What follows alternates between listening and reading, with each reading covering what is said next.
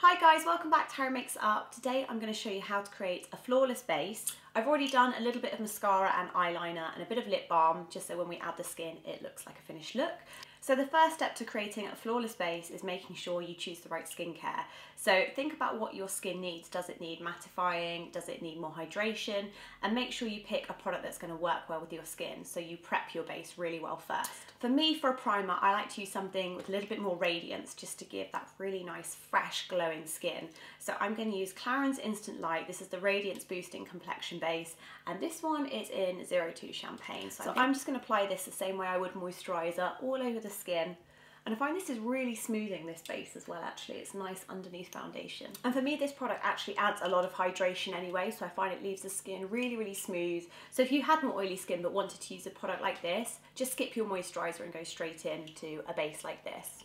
For base today, I'm going to use the Lancome. This is the Miracle Cushion Foundation, and I'm using shade 2, and I find it's nice to start when you're trying to create a flawless base to start with something lighter and then add more with your concealer where you actually need the coverage. So just to finish evening out my skin tone, this is one of these kind of cushion foundations. So when you push it down, the kind of foundation, it has like a liquid gel texture, and I actually not that much of a fan on the sponges, so I actually like to take a brush. And I've been really liking this one recently by Sigma. It's their 3D HD Kabuki. I don't know if you can see the edge on that. It looks like quite a funny shape, but I find when I dig this kind of into the product, it picks it up on the line, and then the shapes kind of smudge it really nicely into the contours of my skin. So I'm just going to take that, like I said, like from the middle of my face, and then I'm just using the contours to kind of really buff that into my skin. And this just gives a nice kind of light coverage, I would say. You could build it to medium, but because it's light, it's okay to kind of use all over the skin.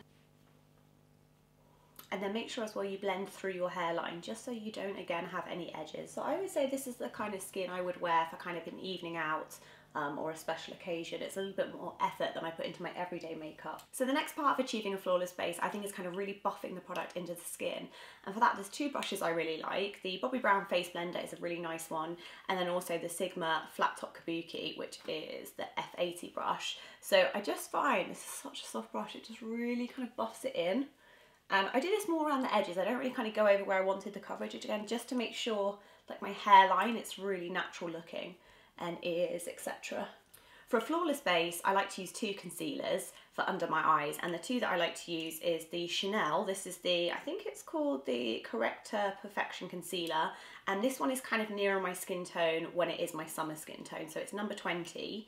And I'm just going to use this from the applicator, and I'm not going to put this too near my eye. I'm kind of putting it lower down, so it kind of dots around here, and I use this for coverage around my nose and chin or anywhere else where I need the coverage to kind of cover my skin that may be needing the extra coverage. Real Technique setting brush is a firm favourite of mine, so I'm just going to use that, and what I do is I kind of push it in and then I kind of tap it over. And one product that I really do love if I needed to spot conceal is Laura Mercier Secret Camouflage. That's a really, really nice product. So you see I'm not going too close to the top of the eye, I'm more using this just to cover redness now, which I get a little bit on my cheeks, and I'm taking it towards the eye. So this is nearer to the colour of my skin tone as it is. And then with what's left on that brush, I just use that kind of on the eyelid if there's any exposed eyelid left, just to make sure there's no kind of veins coming through. Sorry if the light is changing, guys, it's because the sun keeps coming through my curtains, so even my studio lights, I don't have blackout curtains, so the light might be changing a little bit, but we'll work with it. The second concealer I like to use is the Clarins Instant Concealer. I just find this one on me is really nice for like super brightening under the eyes, and it really stays put. So I use the shade number 1, and I like to take a little bit on the back of my hand. Oops, a little bit too much came out there. And again, using that Real Technique setting brush, I take a little bit on the brush, and this is where I go a little bit more in kind of any shadowy areas. So I take it a little bit higher into the eye, and I use this to kind of sculpt a little bit as well. So you're almost like highlighting at the same time. So you can see it's almost like an under rounded V. And then I just pat that in. And this is where you get that really nice brightening concealer effect. And you can also use the warmth of your finger just to kind of tap that in and help it become part of the skin.